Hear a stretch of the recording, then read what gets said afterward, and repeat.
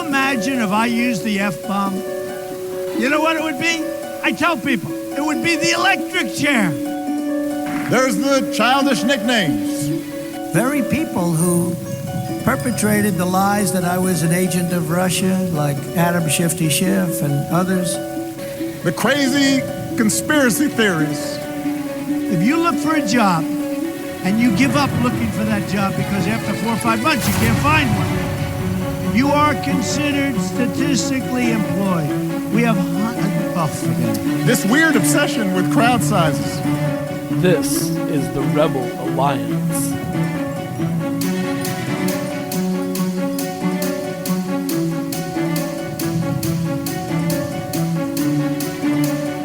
Today, Donald Trump went to California and said something that only a decade ago we would have never believed the President of the United States would say. After months of Trump lying and saying that the Biden administration had done nothing to help North Carolina after a brutal hurricane, Trump said that no federal funding would be given to California to help fight the wildfires that are currently devastating the state, unless the state enacted a racist voter suppression law. As I'm recording this, Los Angeles County is being evacuated because wildfires are spreading at an alarming rate and destroying everything in their path. While this is going on, the lame duck President Trump went to California not to declare a national emergency and send help, but to hold help out of their reach unless they bow to his political agenda. Impeach him now. I realize that an impeachment won't work, as the Russian-owned Senate will never convict, but someone in the House still needs to introduce articles of impeachment as a matter of principle. Republicans have been pushing to keep minorities from voting for years, and that's a topic for a different episode, but attempting to force a state to enact a racist voter suppression law before they get help from the government for an urgent catastrophe currently tearing through the state is criminal. Morally reprehensible? Yes. Abhorrent? Yes. Disgusting, despicable, slimy, delinquent, and villainous. But most importantly, it is criminal. And we must immediately impeach the illegitimate President of the United States. When it doesn't work, introduce the articles of impeachment again and again. Don't stop. We know from his first term that Trump is not going to stop abusing his power. The only way to stop him is to remove him from office. Put him in a cell. Forget the Supreme Court's unconstitutional ruling about presidential immunity. This is about saving the very soul of our nation. Before being in office even a week, Trump has declared a national emergency, but not where citizens are being evacuated while their homes are burned to the ground and they lose everything they have. Instead, he has declared a national emergency at the southern border, deploying the military to keep anyone from crossing the border, whether it be legally or not. Border Czar Tom Homan, whose last name tells you everything you need to know about him, has already helped to launch a number of illegal raids by ICE, and Trump has signed an executive order allowing ICE to go in and pull people out of church or school. He also signed an executive order to end birthright citizenship guaranteed by the 14th Amendment. Not all of Trump's executive orders have been based on him being a white supremacist. Just days after promising he would not use his power to seek personal revenge, he terminated the security detail that had been granted to Dr. Anthony Fauci because Fauci has pointed out that Trump's lack of response to the coronavirus pandemic cost hundreds of thousands of American lives. So I will say this again. The lame duck sex offender, illegitimate president, convicted felon Donald Trump must be impeached. Even if it has no chance of removing him from office, he must be impeached every time he commits any crime like the dozens he has already committed in his second term, if for no other reason than to show him that we know he is a traitorous, treasonous piece of garbage and the worst domestic terrorist in the history of the United States of America.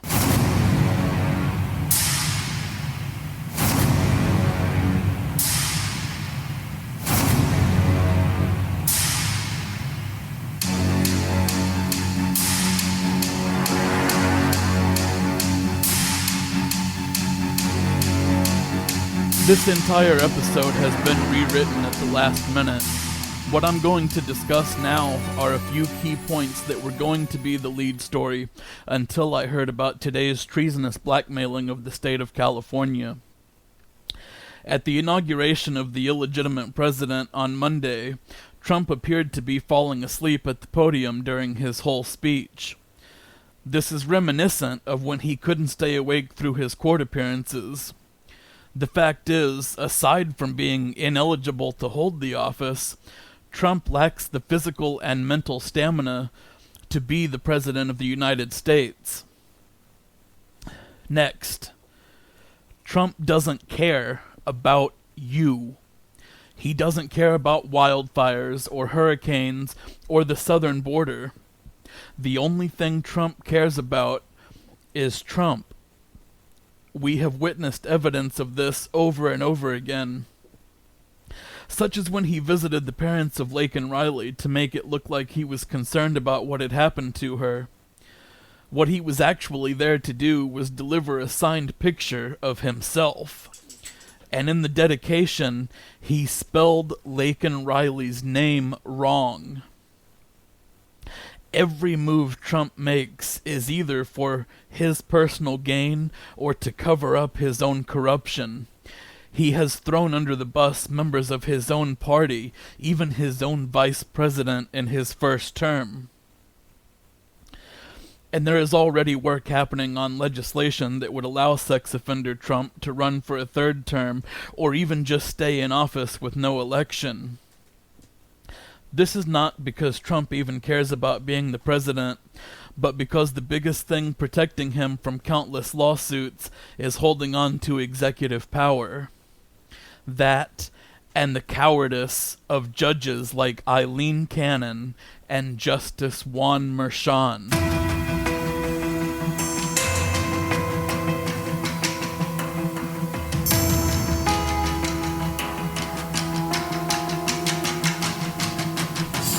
Still ahead on Rebel Alliance, we'll take a look at this week in history. First, let's go looking for those people who, if brains were money, wouldn't be able to buy a stick of gum. This week's most moronic morons. In third place, Representative Andy Ogles. He posted on Twitter on Thursday, quote, "I just introduced a resolution to the 22nd Amendment to allow President Trump to seek a third term," unquote. The biggest argument against Joe Biden by the Republicans in the 2020 election was that he was too old, despite his only being 3 years older than Trump. At the scheduled end of his second term, Trump will be older than Joe Biden is right now. You can't have it both ways. Either age is an issue, or it's not. Either way, Trump will be the oldest person in history to be the president when he's scheduled to leave office on January 20th, 2029. In second place, it's Dr. Phil. A Twitter post by Dr. Phil on Monday said, quote, "With President Trump's executive order pen heating up, we are all going to bed in a very different America than we woke up in this morning. Very interesting, no matter which side of the aisle you sit on," unquote. There was no punctuation at all of the words just strung together. Also, the change is not interesting, it's just scary. This first week of Trump's second term has already been the stuff of nightmares. The America we went to bed in Monday night is a fascist dictatorship. Moron. But in first place, it's the Twitter account called End Wokeness. A post on Thursday said, quote, Bevelyn Williams is home. Biden jailed her for praying outside of an abortion clinic. Trump pardoned her, unquote. I'm not sure where to start unpacking this, but let's start here. President Biden didn't have anything to do with Ms. Williams being jailed. Also, the reason she was arrested had nothing to do with praying in front of the clinic. She was arrested for physically obstructing access to the clinic, using threats and force against patients and staff members, and for assault after she crushed a staff member's hand in the door. You were right about one thing, though. Trump did pardon this violent offender, and your fact-free version of the narrative gives you the dishonor of being this week's most moronic moron.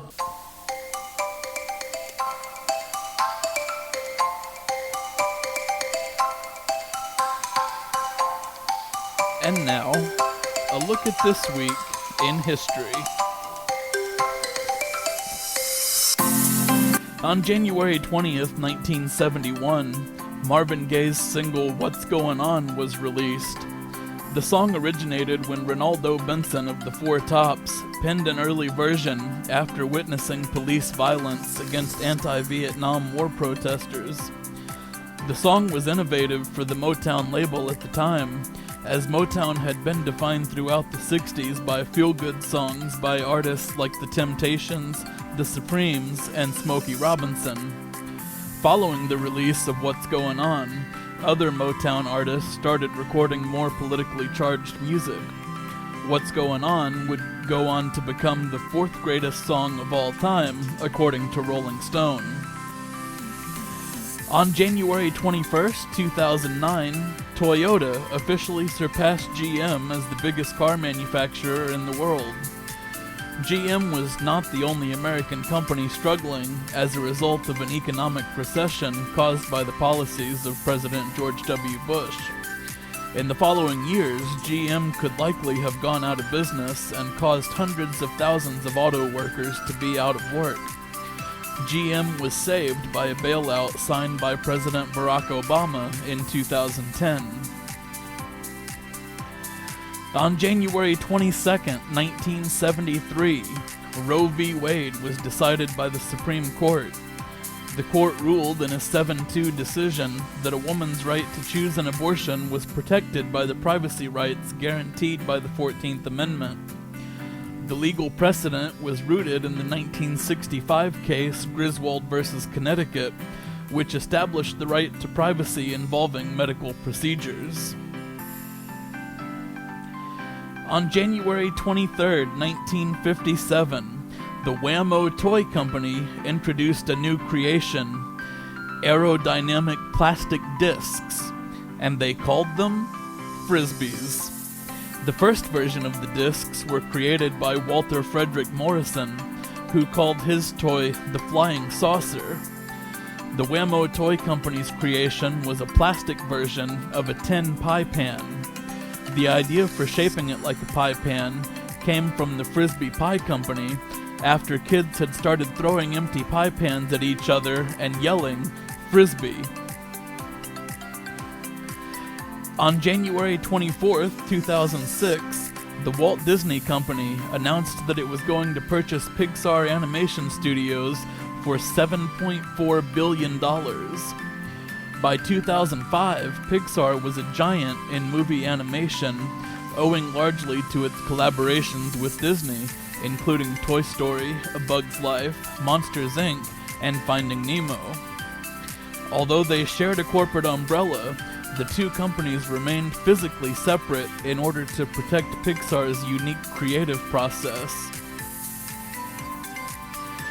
On January 26, 1838, Tennessee passed the first U.S. law limiting alcohol sales. The law stated that all persons convicted of retailing spirituous liquors would be fined at the discretion of the court, and that the fines would be used to benefit public schools. Massachusetts imposed a similar law a few months later. And that's this week in history on Rebel Alliance.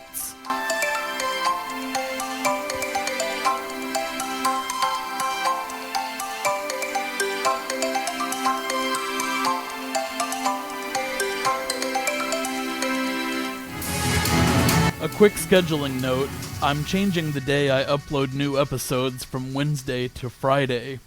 The reason for this is that working a full-time job and a part-time job makes it difficult to write and record in the middle of the week. Donald Trump's obsession with crowd sizes forced him to move his inauguration indoors to make it look like his attendance was better than it was. He claimed it was because of the cold, even after Barack Obama and 2 million others faced colder temperatures in 2009. Remember to do your part by not patronizing businesses that support MAGA. Let's bankrupt them. Thank you, Rebels, for being part of the Alliance, and thank you for listening. Please subscribe to Rebel Alliance on Spotify and YouTube. If you know someone who should be listening to Rebel Alliance, please send it to them and ask them to subscribe as well. So that's Rebel Alliance for this week. 207 weeks until the scheduled end of the lame duck presidency of ineligible president, convicted felon, and sex offender Donald Trump. Do what you can to resist, and in the meantime, keep breathing, drink water, take your vitamins and meds, and sleep when you can. Until next time, never back down. Today I will also declare a national energy emergency. We will drill, baby, drill.